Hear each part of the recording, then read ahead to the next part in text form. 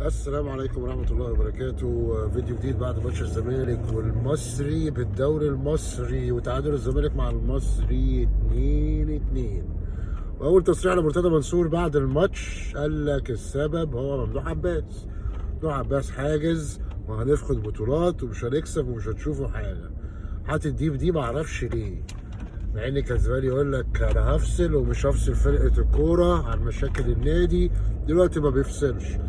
حاجة تانية سريعا برضو، بالنسبة استغربتني جدا جدا في حتة كأس العالم ان الناس بتشجع الفرق الأوروبية أو الفرق اللاتينية على الفرق الأفريقية أو الفرق العربية.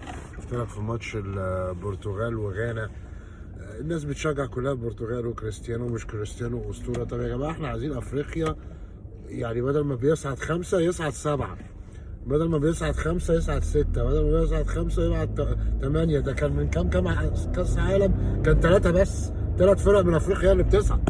يعني القاره دي كلها قاعدين بيطحنوا في بعض وبياخدوا 3 بس في كاس العالم، 3 فرق بس. دلوقتي وصلوها 5، عايزين بقى نوصل 7 نوصل 8. اوروبا مش احسن مننا.